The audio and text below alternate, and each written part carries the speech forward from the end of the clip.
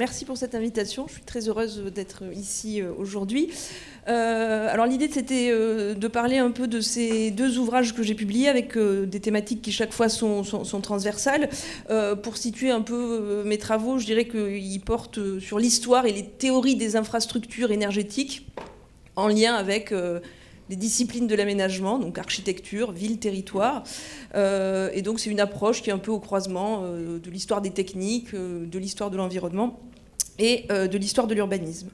Alors je voulais organiser ici un peu le discours dans les 3 quarts d'heure que j'ai autour de trois idées. La première, c'est un peu une mise en perspective historique et c'est la façon dont finalement un certain nombre de préoccupations qu'on a aujourd'hui liées aussi à toute l'histoire des luttes sur la décentralisation, un peu des reconquêtes d'autonomie énergétique ont des précédents qu'on peut notamment voir dans l'histoire de l'architecture et de l'urbanisme, donc un peu une histoire de la pensée décentralisatrice, donner un peu quelques références là-dessus. Le deuxième point, ce sera sur l'urbanisme des grands réseaux et toute la question du rapport très ambigu, paradoxal, pernicieux entre les relations de visibilité et d'invisibilité des infrastructures qui sont au centre de toutes les préoccupations de l'aménagement électrique, de toute la politique d'EDF en France notamment.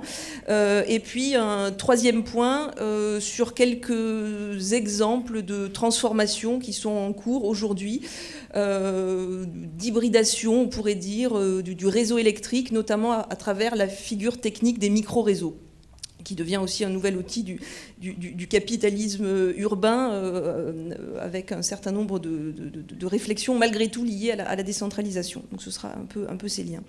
Alors en introduction, peut-être rappeler et dire, mais ça a déjà été bien fait en introduction ce matin, et puis on a vu aussi ce matin des contributions qui allaient déjà un peu dans ce sens, hein, que ce modèle des grands réseaux électriques est un modèle conçu pour la croissance, qui a été planifié selon des logiques industriels qui utilisent majoritairement les énergies non renouvelables encore, et il y a eu toute une intervention ce matin passionnante aussi sur la généalogie de l'intégration des énergies renouvelables dans le réseau et tous les enjeux qu'il y a aussi là derrière. En tout cas, ces grandes infrastructures électriques, ces grands objets de l'électricité ont modifié d'une façon très forte les territoires, et plus largement aussi ce régime géologique de la Terre, cette notion de capitalocène qui vient un peu radicaliser et politiser la notion d'anthropocène. Alors j'avais mis aussi, quand on parle des infrastructures électriques, alors attendez, il faut que je trouve la bonne flèche. Ah oui, ça y est, j'y suis. La façon dont, on pourrait dire, le capitalisme est électrique, et un certain nombre de premières expérimentations liées à l'électricité sont aussi liées à toute une histoire industrielle. Par exemple, les ascenseurs électriques ont en premier été développés dans les mines. Il y a toute cette idée avec ces deux images, le colosse qui amène la lumière, l'électricité au-dessus de la ville de Londres dans les années 1890. À côté, c'est une coupe de mine en Allemagne dans les années 30. Donc la façon dont cette matrice infrastructurelle, l'électricité, va conquérir les cieux, les ciels, les sols, et être un rouage, une matrice assez forte du développement du capitalisme industriel. C'est intéressant aussi de voir que les premiers réseaux électriques, et on pourrait dire un des premiers réseaux électriques du monde, c'était un micro-réseau qui était dans le quartier de Manhattan et qui était autour de la bourse. Donc c'est là aussi le lien entre le début de l'histoire de l'électricité et l'histoire du capitalisme financier, il est assez fort et assez lié avec ce type d'image. Donc voilà, les réseaux techniques sont liés aussi au développement urbain. Ils s'inscrivent dans une logique qui a été historiquement marquée par l'idée de croissance, comme un phénomène un peu éternel. Donc cette idée progressiste, technophile. Et Pierre Musso, ses travaux aussi renvoient à tout cet imaginaire aussi autour de la connexion et de ce lien avec les développements urbains. Alors, cette matrice infrastructurelle, c'est un objet socio-technique. C'est Cornelius Castoriadis qui avait dit dans une très belle formule, est-ce qu'on peut changer de société sans changer d'infrastructure ? Et derrière, il y a aussi cette idée que c'est pas juste l'énergie en termes de sources primaires, qu'importe le solaire, l'éolien, qu'on met dans le réseau, mais la forme même du réseau aussi, et de ces infrastructures qui peuvent aussi définir des projets politiques. Donc peut-on changer de société sans changer d'infrastructure? J'avais mis aussi cette image que j'aime bien mettre, et là qui renvoie aussi, nous, à nos disciplines de l'aménagement, cette grande figure de l'urbanisme moderne, Le Corbusier, soucieux des réseaux, comme beaucoup d'autres figures de l'histoire de l'architecture et de l'urbanisme. On a peut-être tendance à l'oublier, mais c'est une discipline qui a été fortement omnibulée par cette question des services, dont dépend profondément l'aménagement du territoire, le développement aussi d'un certain nombre de typologies architecturales. On dit sans l'électricité, les tours de bureaux, les immeubles de grande hauteur, etc., n'auraient pas pu se développer, parce que c'est toute l'histoire de la climatisation, du chauffage, etc. Donc aussi des typologies architecturales, et donc la forme d'un certain nombre de bâtiments et des villes qui sont liées à une infrastructure, à un développement infrastructurel. Cette image, je la trouve intéressante parce que donc on est dans les années 30, on voit l'unité d'habitation qui est représentée de façon assez conceptuelle, avec la question de la vue, le paysage, et puis on voit bien ces lignes. Ce matin, Jean-Baptiste disait les points et des lignes, le réseau et ces infrastructures. Et ici, on voit bien ces points qui finalement, ces points, dans chacun de ces points, il y a presque un point d'interrogation, c'est-à-dire qu'on ne sait pas quelle est la distance qui est parcourue par le fil, on ne sait pas vraiment dans quel territoire on va chercher l'énergie qui est nécessaire, mais c'est relié à un moment donné à une infrastructure, donc plusieurs types d'infrastructures qui sont représentés ici de façon assez archétypale, l'eau, l'électricité, le gaz, chacune, et qui vont courir sur le territoire et qui permettent donc le fonctionnement de l'architecture. Donc ces réseaux, en tout cas, alors moi je vais plutôt parler des réseaux électriques, les liens entre l'histoire de l'aménagement, l'organisation du territoire. On pourrait remonter à des périodes antérieures, mais il se passe quelque chose d'assez spécifique avec la naissance de l'électricité et le réseau électrique au XIXe siècle qui va très fortement et peut-être très radicalement bouleverser les territoires. Donc ce réseau électrique, puisque moi je vais m'attarder sur ce réseau électrique, il est en crise. Alors c'est la crise du réseau électrique, on l'entend partout. Il y a tout un tas d'historiens, d'historiennes, de socio-anthropologues, des techniques qui ont déjà pointé ces phénomènes. Peut-être on pourrait dire que cette crise des infrastructures qui transparaît de partout aujourd'hui, elle peut se résumer un peu en 3 points. En tout cas, elle peut être analysée selon 3 axes. Le premier axe, bien sûr, il est environnemental, c'est-à-dire que ces grands systèmes techniques ont longtemps fait, ou en tout cas fonctionné sur l'extractivisme. Enfin, toute l'histoire de ces réseaux, elle est liée à l'histoire de l'extractivisme, de la pollution, de la colonisation, d'un certain nombre de risques associés. Tout ça, ça a été une constance de leur développement. C'est intéressant aussi de voir que la dimension infrastructurelle des conflits environnementaux, c'est un axe aussi central de l'écologie politique depuis la fin du XVIIIe. C'est Jarry, Jeffrey Soz qui ont notamment montré ça dans leurs travaux, qu'on a des luttes contre des infrastructures électriques dès le tout début du XIXe siècle. Donc il y a déjà eu une opposition à des projets d'infrastructures. Il y a une antériorité pour notamment des raisons environnementales. Donc avec le phénomène des ZAD et toutes les luttes qui se jouent aujourd'hui, on a cette actualité, mais il y a aussi une ancienneté autour de ces luttes. Donc j'avais mis aussi cette image pour synthétiser un peu la dimension de la crise aussi environnementale, des pollutions liées à ces grandes infrastructures électriques. Le deuxième axe, alors j'avais mis aussi, peut-être je vais passer... C'était bon, la ZAD, tout le monde a reconnu sur la guerre aussi, idéologique, et aussi des imaginaires qui se jouent, des oppositions sur ces grands projets d'infrastructures en lien avec les préservations aussi de problématiques liées à la biodiversité, terres agricoles, etc. Donc pour ce premier axe environnemental. Le deuxième axe de la critique, il est technique, et on pourrait dire il est aussi lié à la question de l'obsolescence et de la durée de vie des systèmes. La décadence, la durée de vie, les infrastructures ont une durée de vie très longue, et je trouve ces titres qui sont assez parlants et assez beaux, presque poétiques même, on pourrait dire. L'Amérique en ruine, la décadence des infrastructures, et puis Fragile Foundation, donc la question de la fragilité, qui touche et qui frappe ces grandes infrastructures. Et il y a presque là un paradoxe entre la permanence physique de ces objets immenses qui sont installés dans les territoires et puis l'obsolescence qui les frappe. Avec toute la question de l'entretien, de la modernisation, qui font partie des grands sujets de tous les énergéticiens, ingénieurs, etc. Comment est-ce qu'on peut remplacer des sections du réseau qui se dégradent? Il y a un héritage très lourd et beaucoup de gens sont embêtés aujourd'hui avec la façon dont on transforme ces infrastructures. Est-ce qu'on a les moyens aussi de transformer, de réparer? Et c'est quelqu'un qui s'appelle Daniel Florentin. J'ai fait une très belle thèse en 2016 qui raconte aussi, il y a beaucoup d'historiens et d'historiennes des techniques qui travaillent aussi aujourd'hui là-dessus et qui nous disent qu'on est passé aussi d'un âge de l'extension, de la grande extension des réseaux, à un âge de la maintenance. Et que ça, c'est un grand sujet, cette question de la maintenance.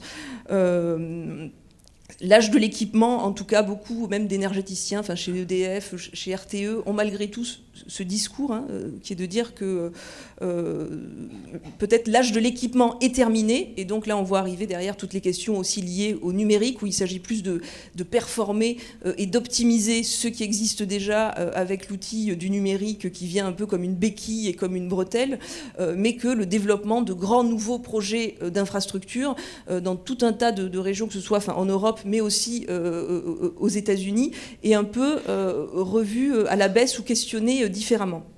Et il y a aussi toute une stratégie de la part de tout un tas de grandes entreprises électriques, que ce soit aux États-Unis ou en Europe, de privilégier, et ça on l'a bien vu ce matin, des productions locales, d'avoir aussi un discours sur la décentralisation et finalement de penser un peu aussi une sorte de réversibilité ou d'inverser la hiérarchie du système électrique historique, de dire que ce grand réseau électrique sur lequel on vit aujourd'hui, on commence à voir poindre tout un tas de fragilités, de vulnérabilités liées à la crise climatique, environnementale, et que les microproductions locales sont finalement une aubaine magnifique pour permettre de venir l'optimiser, et que ce grand réseau électrique pourrait peut-être devenir une sorte de backup ou de système de secours. Donc là, il y a d'un point de vue, il y a une sorte d'inversion qui se produit et qui favorise et qui accélère aussi l'intégration des énergies renouvelables dans le réseau.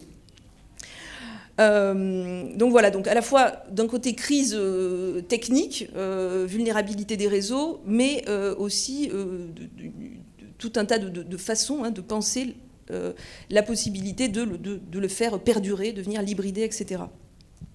Le troisième axe de la crise, il est politique, et là la dimension politique, elle est assez forte, puisque généralement quand on parle des grands réseaux, du grand réseau électrique, il y a cette idée très forte de solidarité territoriale qui revient en permanence, la façon dont le statut de l'infrastructure a été pensé, en tout cas cette idéologie du réseau comme bien public qui est en train d'être reconfigurée aujourd'hui, cet idéal social de la grande infrastructure comme édifice de service public qui alliait économie d'échelle, fiabilité technique, service de qualité pour le plus grand nombre. Enfin, c'est vraiment disons tous les éléments aussi de discours et de langage qui ont soutenu l'ensemble et le développement du grand réseau électrique tel qu'il a été bâti aujourd'hui.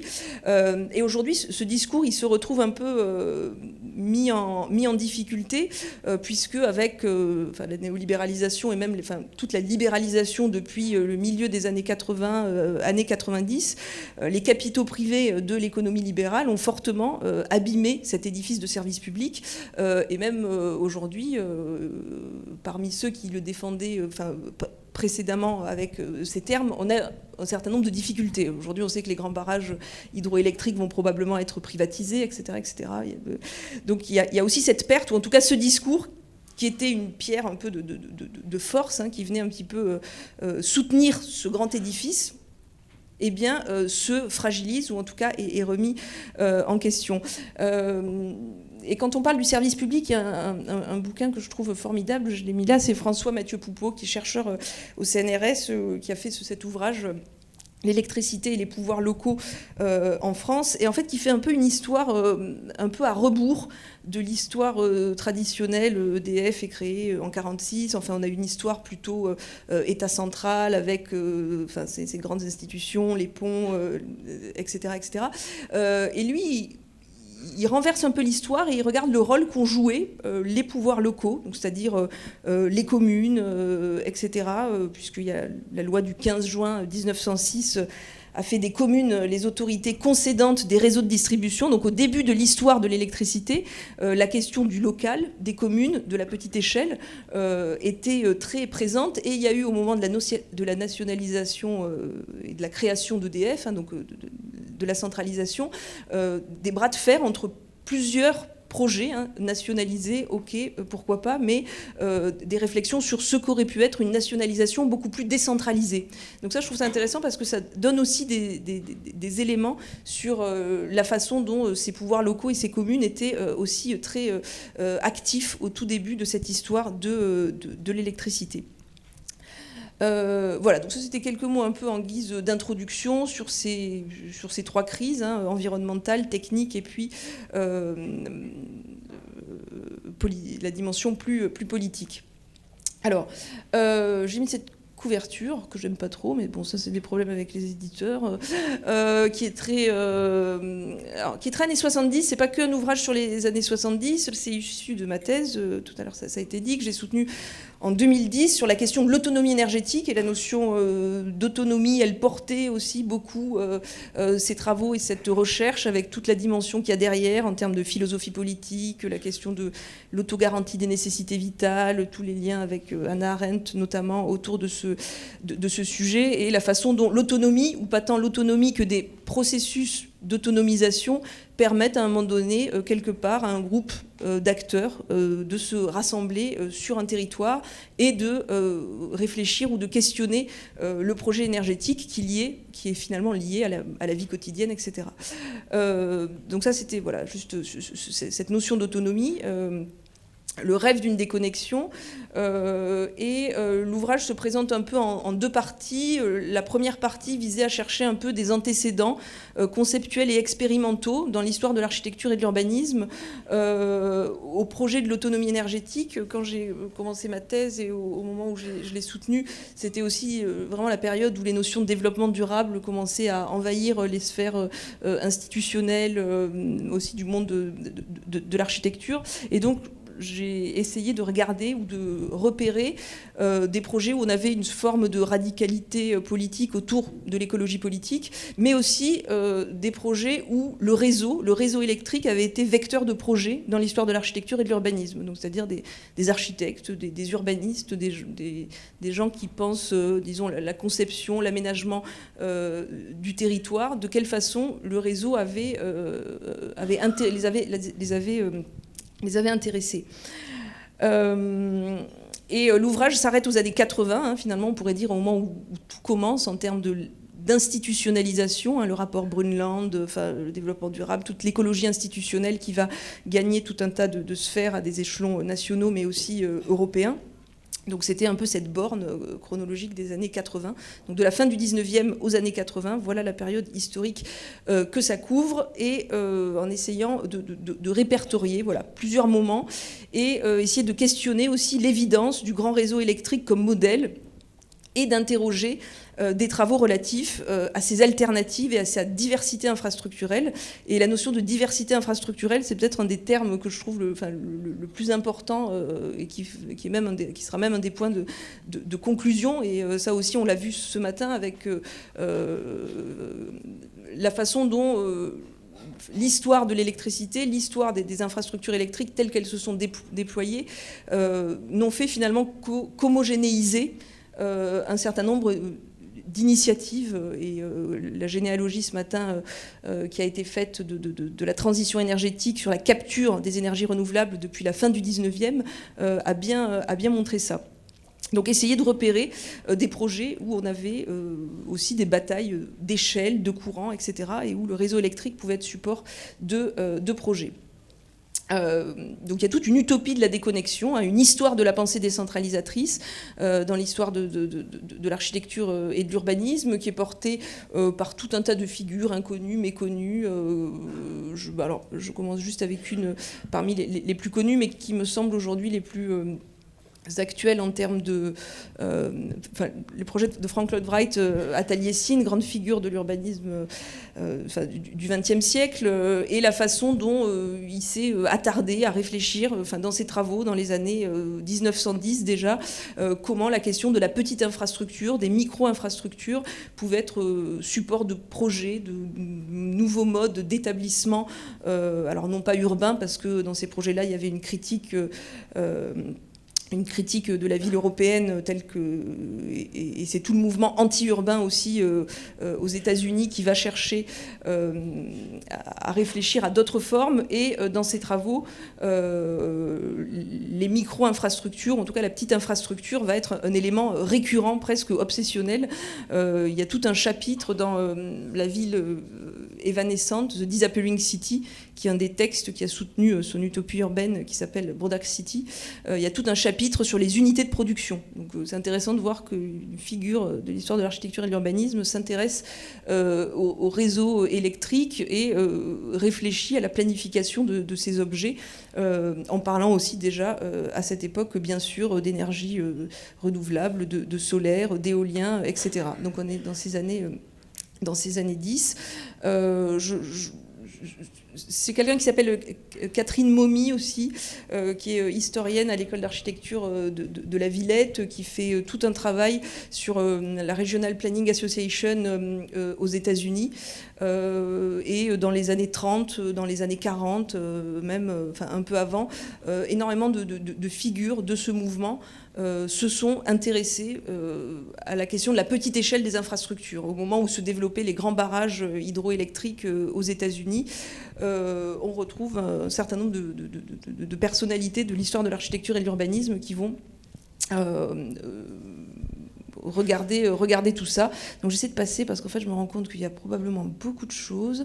C'est aussi tous les liens avec le biorégionalisme américain dans les années 80. Donc l'histoire, hein, on dit souvent... c'est aussi aller chercher un certain nombre de potentialités qui sont non advenues. Il s'est passé un certain nombre de choses autour de ces sujets avec beaucoup de réflexions en termes de radicalité politique, d'écologie politique assez intéressante. Donc voilà, donc j'ai essayé de regarder ça dans ce livre, de retracer un peu des projets d'aménagement urbain, territorial, régionaux qui avaient un peu comme vecteur de projet les infrastructures et qui critiquaient d'une certaine façon le déploiement tel qu'il était en train de se faire, hein, des grandes infrastructures. Dans cet ouvrage, il y a aussi toute une partie sur une décennie, années 70-80, en France comme aux États-Unis. Ici, j'ai mis une des grandes figures, on pourrait dire, de la contre-culture en France, Michel Rosel, qui travaille sur son site avec tout un tas d'autres personnes qui sont passées, des lieux de lutte aussi contre des décharges, aussi contre une ligne à haute tension. Enfin, ça a été un haut lieu et ça l'est toujours. Donc c'est dans le sud de la France. Où la question de l'autonomie énergétique était aussi très présente. Donc c'est un lieu sur lequel on retrouve tous les principes liés à la récupération de l'eau, au système de phytoépuration, lui il roule à l'eau, avec donc des gens qui expérimentent hors des sentiers aussi battus, hors des sentiers de l'académie, d'autres façons de réfléchir, et avec la question des ressources et des micro-infrastructures comme un élément récurrent. Donc voilà, donc dans ce livre, le premier, je m'étale évidemment, mais il y avait à la fois des antécédents conceptuels et expérimentaux de la fin du 19e jusqu'à aujourd'hui, et puis une décennie d'études quand même, les années 70-80, où là, on pourrait dire que la critique de l'orthodoxie technique moderne va être très forte, dans le sens où on a tout un tas de publications qui passent d'un pays à l'autre, avec une radicalité politique aussi qui va... avoir des projets, enfin, la question du bousculement et du renversement des grandes infrastructures va être assez présent. Donc ça touche ici l'ensemble des publications ont un lien avec la discipline architecture. Moi, c'est de là d'où je parle. J'enseigne en école d'archi, donc c'est le lien avec cette discipline. Donc là, on voit la revue Architectural Design, tout un tas d'autres revues qui vont questionner la façon dont ces grandes infrastructures énergétiques pourraient être repensées ou re-questionnées.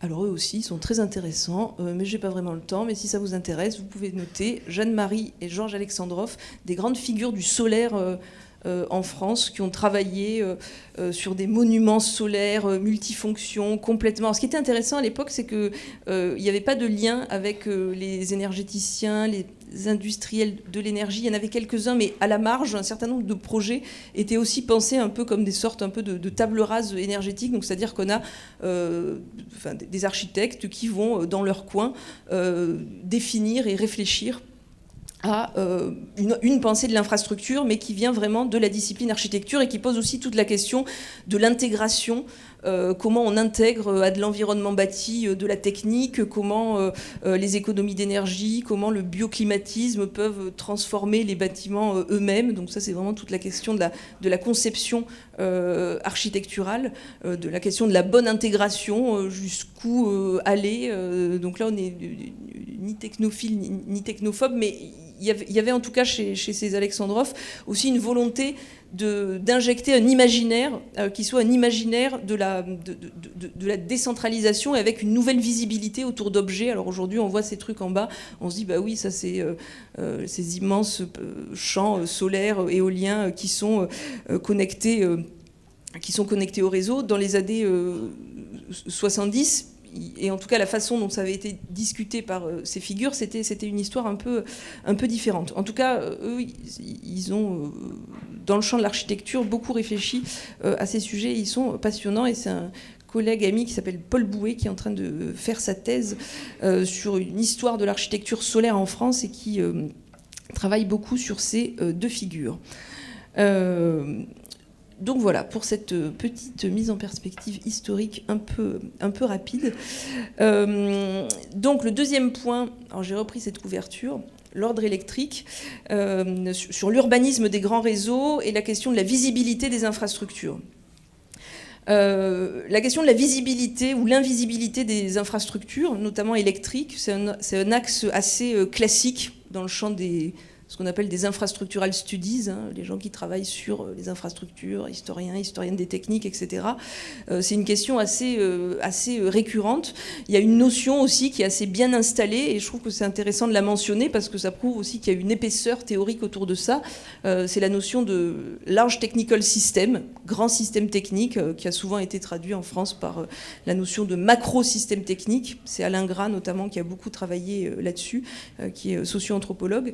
Donc cette question des large technical systems qui ont pris, disons, tout leur développement et toute l'épaisseur théorique s'est constituée avec l'électricité, avec le système électrique, et ces grands systèmes techniques, dont le système électrique fait partie, ont un certain nombre de caractéristiques, donc parmi lesquelles la très grande échelle, la propension à l'accroissement, la centralisation, la complexification, avec tout un système aussi d'intermédiaires, système d'experts, d'opacité, etc. Donc la question des grands systèmes techniques. Et ce que j'ai essayé de regarder dans ce livre, c'est aussi la façon dont ces grands systèmes techniques ont induit un urbanisme, grand système technique, qui, en invisibilisant le rapport aux ressources, a rendu d'autant plus complexe leur déconstruction, des constructions qu'elles soient culturelles mais aussi techniques. Alors, il y a tout un tas de stratégies de mise en visibilité ou d'invisibilisation des infrastructures dans leur rapport au territoire. Il y a toute une histoire qui a été faite de la matérialité bâtie de l'électricité, de regarder le style et la forme des premières centrales hydroélectriques, plus ou moins intégrées au paysage, etc. etc. Donc, toute une histoire de cette matérialité bâtie, de la façon dont ces objets sont venus se positionner dans le territoire, des stratégies de mise en visibilité et la façon dont l'architecture participe aussi à ça. Les objets de l'énergie, on pourrait dire, portent des discours que l'architecture va à un moment donné, en tout cas, rendre intelligibles.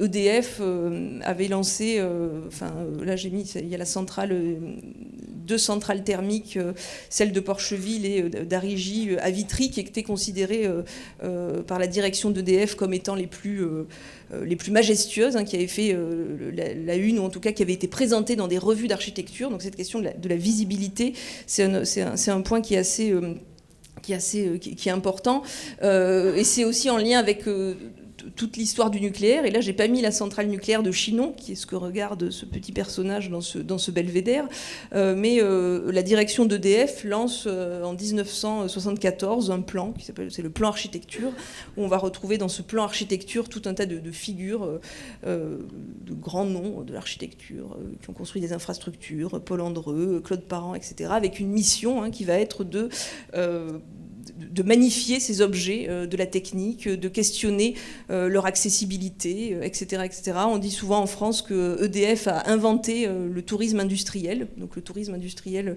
à la française a été inventé par EDF. EDF qui ouvrait le chantier des centrales nucléaires au public tous les premiers samedis du mois, et vous pouviez aller faire un tour des centrales, etc. Donc il y a aussi toute une stratégie de marketing, de communication, pour faire accepter à un moment donné ces objets de l'énergie qui ne peuvent plus être cachés dans les territoires. Leur visibilité, ces objets s'imposent au territoire, et ça a été une des obsessions de la direction d'EDF, de les rendre accessibles, visibles, approchables, etc.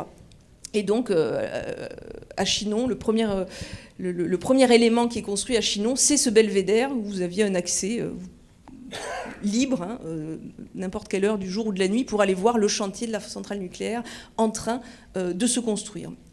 Et suite aux accidents, bien sûr, et puis toute la suite de l'histoire, on la connaît. Le belvédère sera rasé, comme tous les points de vue qui avaient été programmés dans les grands chantiers des années 70. Les centres d'accueil du public, grand enjeu quand même malgré tout, ont été tous standardisés, sont désormais à l'intérieur des centrales. Si vous êtes à éviter des centrales nucléaires, tout le monde passe par là.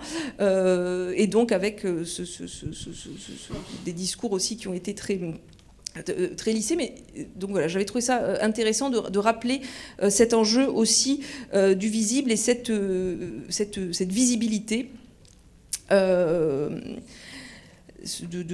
ces objets de l'électricité. C'est quelqu'un qui s'appelle Audrey Jeanroy, qui a fait une très belle thèse aussi sur l'histoire du nucléaire et du programme architecture d'EDF et les liens entre les ingénieurs et les architectes.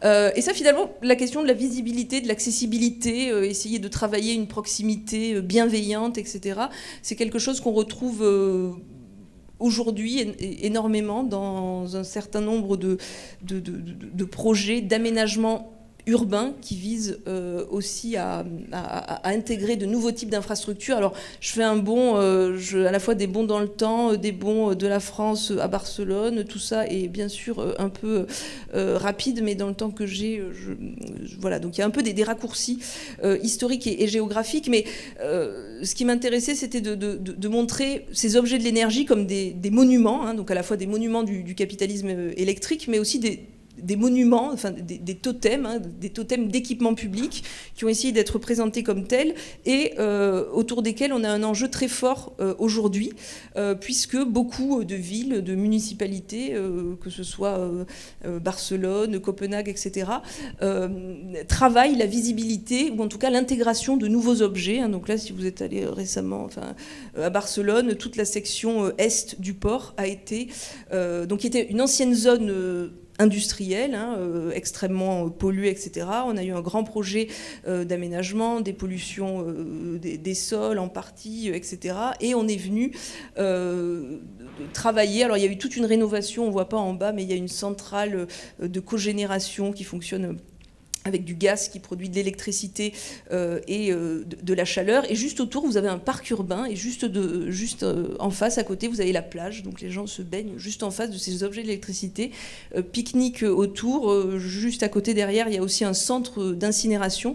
Donc ça fait partie des très très gros projets urbains que la ville de Barcelone a menés ces 10 dernières années pour travailler à la réintégration d'un certain nombre d'objets techniques, travailler sur leur réhabilitation, leur transformation, et aussi en ajouter de nouveaux, puisqu'il y a notamment cet immense panneau solaire qui est installé sur ce site.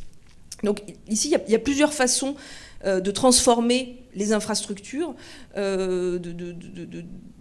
Alors, on pourrait dire, il y en a celle qu'on connaît, hein, c'est aussi toute l'histoire de l'industrie créative, transformer une ancienne centrale, comme c'est le cas de la Tate Modern à Londres ou le Bergheim à Berlin, une centrale électrique en boîte de nuit ou en musée. Donc là, on a vraiment un changement d'usage.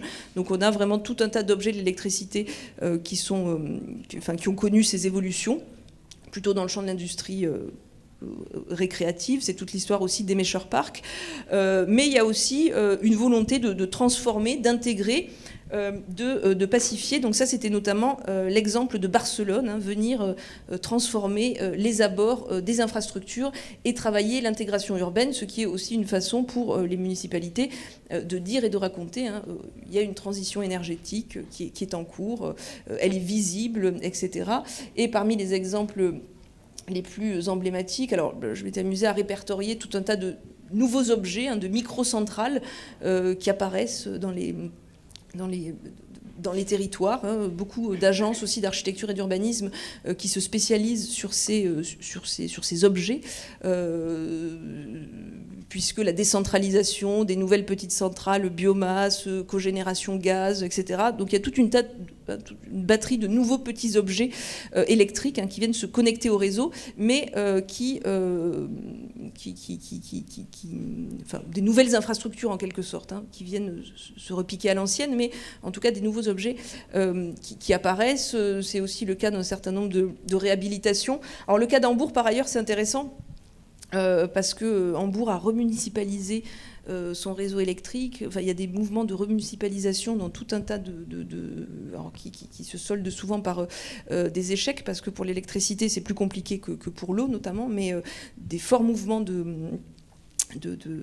remunicipalisation autour des réseaux électriques. Berlin en avait connu un très fort en 2014, je crois, mais finalement il y a eu un échec, donc avec des coopératives et des collectifs citoyens qui s'étaient mobilisés parce que le contrat de concession était arrivé à terme, et donc il y a eu un vote au Sénat. Enfin, il y avait des stratégies très différentes, mais en tout cas des très très grandes mobilisations citoyennes pour que la ville de Berlin reprenne la main, entre guillemets, sur son réseau électrique. Donc beaucoup de choses se passent aujourd'hui autour de ces réseaux électriques et aussi autour de ces infrastructures, avec l'ajout de nouvelles productions.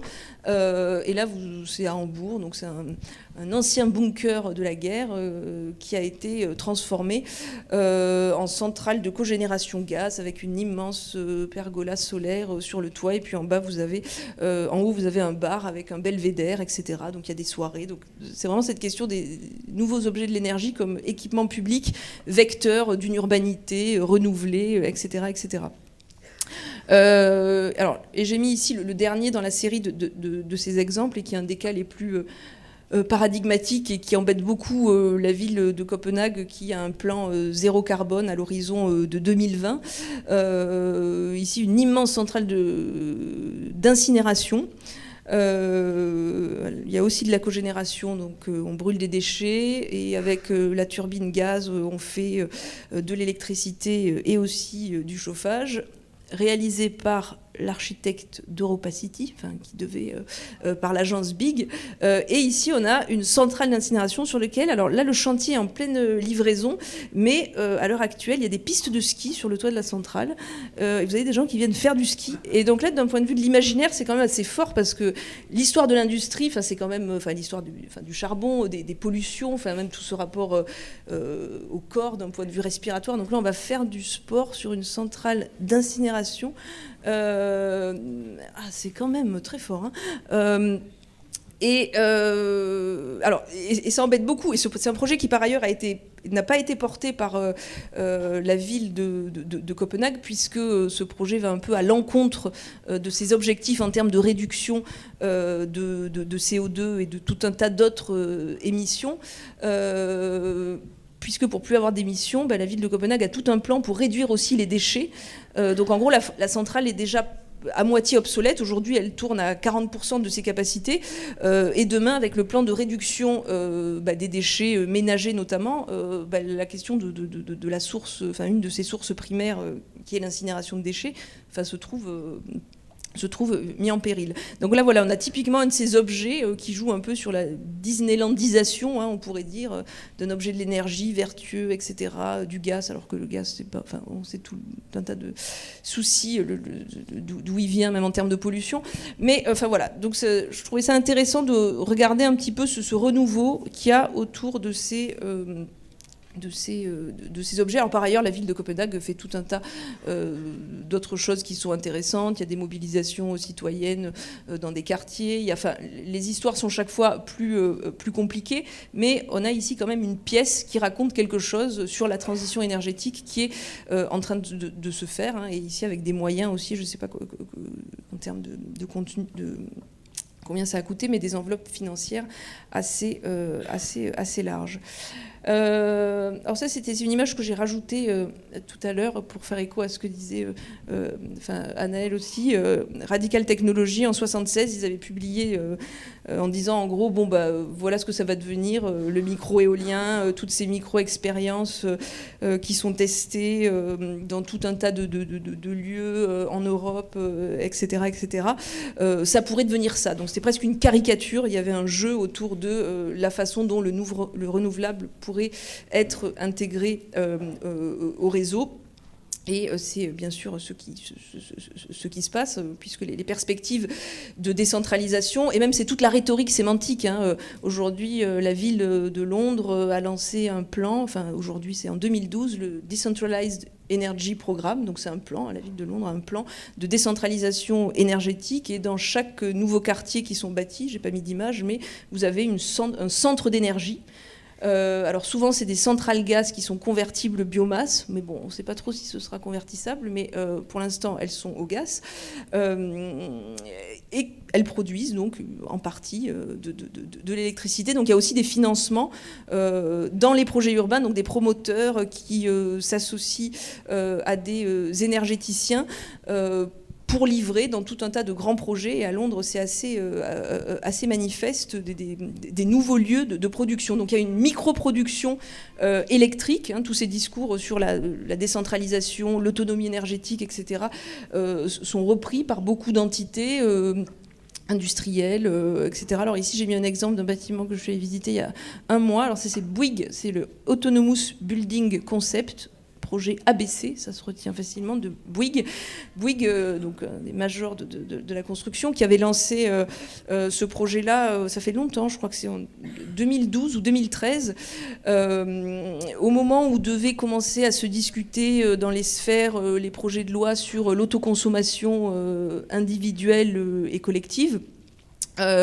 Et Bouygues s'est dit, on va proposer des îlots complètement autonomes énergétiquement. Donc il y avait vraiment ce terme, cette revendication d'autonomie, produire sur site, pour les habitants, avec tous les guillemets que tout ça suppose, mais en tout cas d'arriver à créer un produit immobilier, tout simplement, qui promeuve l'autonomie énergétique. Finalement, ça n'a pas été possible, puisque en France, les réseaux de distribution sont sous le monopole d'Enedis. Donc autant d'un point de vue de la production, il est possible de produire son électricité, mais pour l'instant, c'est Enedis qui a le monopole. Donc tous les micro-réseaux, ou en tout cas toutes les initiatives, sont raccordées ou ont ces obligations. Mais c'est intéressant parce que dans les 2-3 dernières années qu'il y a eu, là, au moment où la réglementation sur l'autoconsommation individuelle et collective était en train de se chercher, on a eu plein de cas, et notamment d'entreprises aussi. C'est Omexom, qui est une des branches de Vinci, qui avait essayé de lancer un produit d'îlot complètement autonome. Bouygues l'a fait, etc. Et puis finalement, la main d'Enedis sur la distribution a fait que ces projets n'ont pas été ne sont pas déconnectés du réseau, parce que cet enjeu de déconnexion était présent, mais on voit aussi toute la récupération qu'il y a autour de ces objets et la façon dont aussi tout simplement le réseau électrique essaye de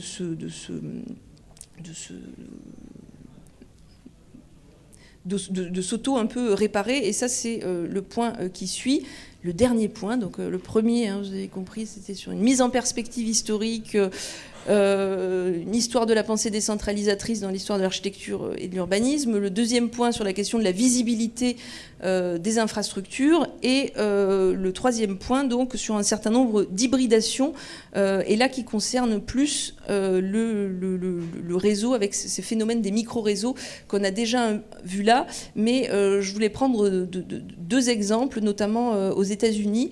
Et alors ça m'intéressait de regarder ça parce qu'aux États-Unis, la libéralisation du marché de l'électricité a été beaucoup plus, bon, ça fait un moment, mais beaucoup plus violente et beaucoup plus forte. Enfin, elle l'est déjà en France, je n'amoindris pas quand je dis ça, mais tout ça pour dire que la distribution, il est possible d'être un distributeur électrique, enfin les micro-réseaux se développent très fortement, donc peut-être qu'un certain nombre de choses qui se passent pourraient préfigurer de ce qui pourrait se passer, enfin, en Europe et peut-être en France sur ces questions. Donc cette question des micro-réseaux, mais c'est quand même important, et ça renvoie aussi à l'exemple précédent de Grenoble, là, que je montrais avec Bouygues, puisqu'il y a une sorte un peu de retournement un peu paradigmatique, puisque paradoxalement, c'est un peu la déconnexion, ou la possibilité de la déconnexion, qui assure le maintien du grand système technique électricité. Et c'est toute cette question de la gestion en temps réel, du numérique, etc., avec la smart grid, où des bâtiments peuvent s'effacer du réseau aux heures de forte charge, et donc l'autonomie productive, l'autonomie entre guillemets, de certaines unités ou ensemble de logements devient même la condition de survie du grand réseau électrique qui connaît un certain nombre de fragilités par ailleurs, etc. Et alors derrière ça aussi, on n'a pas le temps d'en parler aujourd'hui, mais c'est aussi très intéressant, c'est toute la question du numérique, toute la consommation du numérique. Parmi les pires prédictions, il annonçait que le secteur numérique dans sa totalité, donc quand on dit le secteur numérique dans sa totalité, c'est à la fois les terminaux utilisateurs, toutes nos petites babioles, le réseau aussi, donc c'est-à-dire tous les éléments qui font fonctionner le réseau, mais aussi les data centers, consommeront à peu près 30% de l'électricité mondiale en 2030. Donc là aussi, il y a des chiffres complètement ahurissants sur la façon dont le numérique, qui est un des bras armés, entre guillemets, de la Smart City, finalement ne fait que renforcer ce système et ce réseau électrique, cet ordre électrique. Si ça vous intéresse, il y a un rapport en ligne que j'avais fait avec l'Institut d'aménagement et d'urbanisme d'Île-de-France, que vous pouvez trouver et qui observe un peu les impacts du numérique et l'impact énergétique et spatial des infrastructures numériques, notamment des data centers qui viennent s'installer dans les territoires, qui ont des appels de consommation 20, 30, 40 mégawatts et qui sont super déstabilisants pour tout un tas de raisons. Mais c'est un autre sujet. Quelle heure est-il? Alors là, encore 5 minutes. Ok.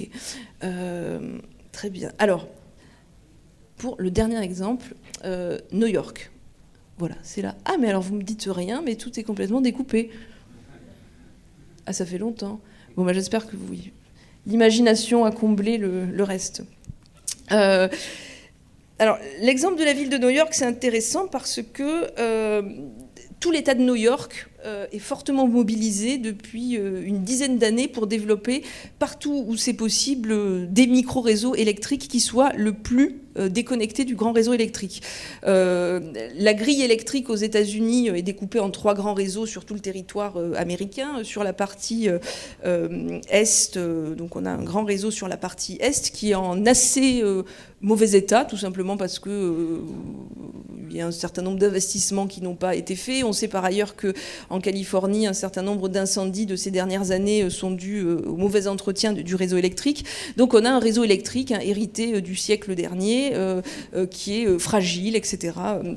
etc. Et donc, dans cette perspective, les micro-réseaux apparaissent comme un outil pour permettre en gros de continuer de compléter une demande qui reste très forte, et pour aussi éviter de construire de nouvelles grandes infrastructures. Donc il y a une stratégie qui est plutôt de démultiplier des micro-productions locales. Donc, tout à l'heure je parlais du plan de décentralisation énergétique de la ville de Londres. On voit qu'à New York c'est à peu près la même chose qui se passe, et notamment suite aux dégâts qui ont été liés à l'ouragan Sandy en 2012. Les micro-smart grids sont devenus une préoccupation centrale pour les acteurs de l'énergie à New York. Il y a un programme qui a été lancé qui s'appelle le Microgrid Initiative Programme. Vous pouvez retrouver ça en ligne, avec tout un tas d'entités institutionnelles qui travaillent à développer des micro-réseaux électriques sur des zones qui sont jugées prioritaires en termes de fragilité du réseau. Et là, je prends deux exemples, parce que ça donne lieu quand même à des projets qui sont radicalement différents. Alors, celui-ci, c'est un des Hudson Yard, le plus important projet urbain à New York à l'heure actuelle, entre l'Hudson River et Penn Station.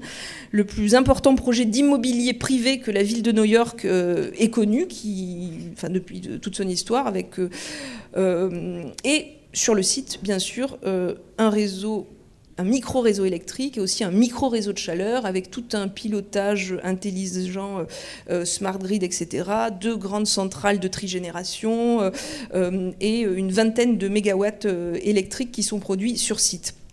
Et donc ça, c'est aussi un argument. Alors il y a du logement, il y a du bureau, il y a tout un tas d'équipements, une école, etc., etc. Et donc là,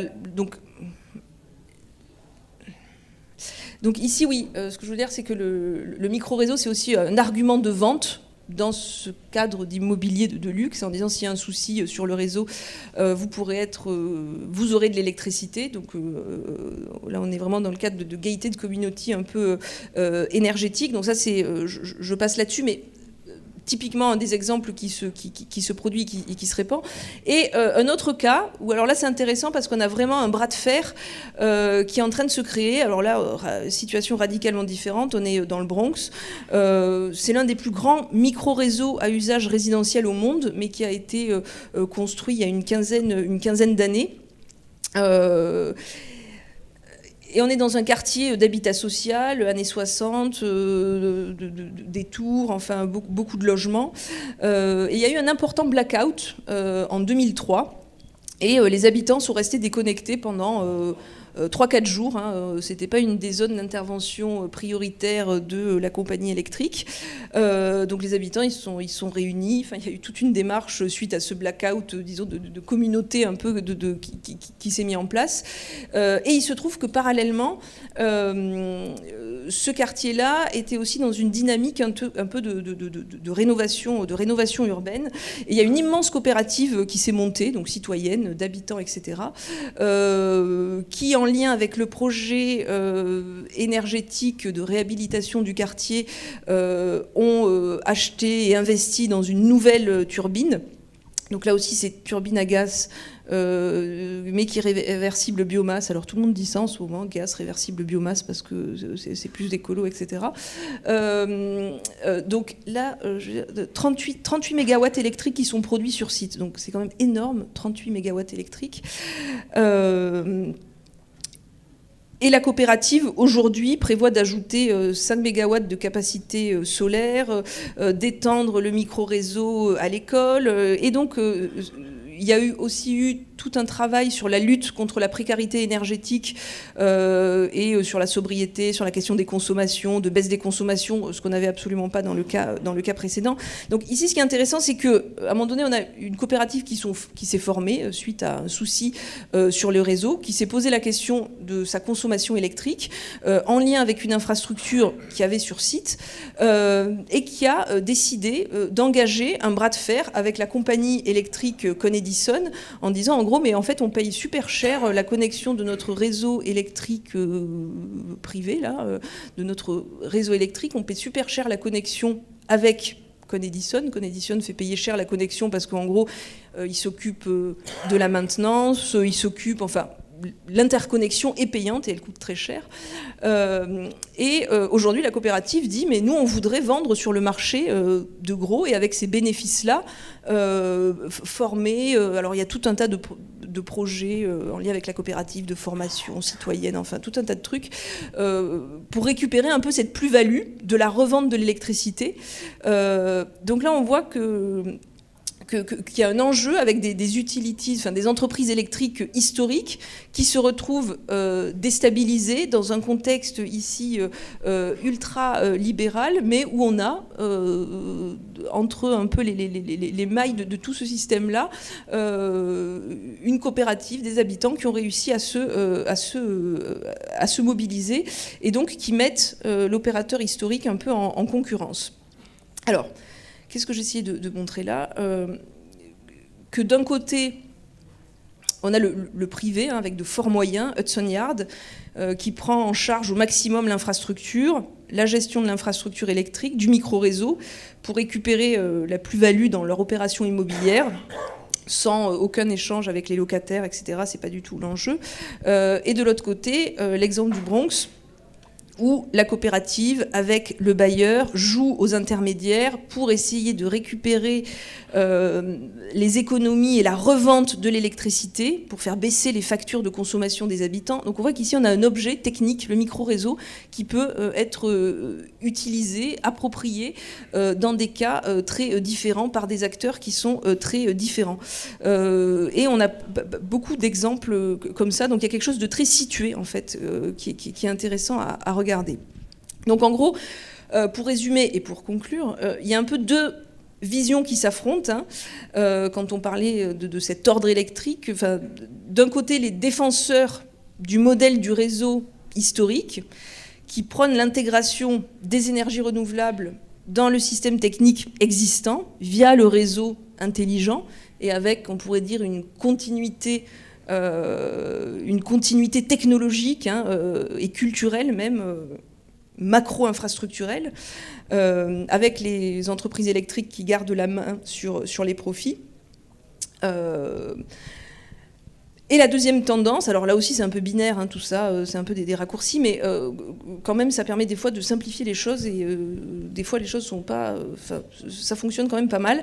Et la deuxième tendance, une sorte de changement de paradigme, avec un peu des ruptures technologiques mais sociales, hein, les réseaux comme objet socio-technique, où on a l'expérimentation de ces dispositifs dont les communautés qui s'en emparent essayent de travailler le plus possible l'autonomie avec les grands réseaux existants, avec aussi la forte structuration de communautés énergétiques ou de structures coopératives. Il paraît qu'en Europe, ces 15 dernières années, les coopératives énergétiques ont bondi, enfin, avec des chiffres super assez impressionnants dans la majorité des pays européens. Donc la façon dont ces préoccupations énergétiques sont en train de mobiliser aussi les citoyens qui, en voyant ce service public un peu déliquescent, etc., se posent la question d'une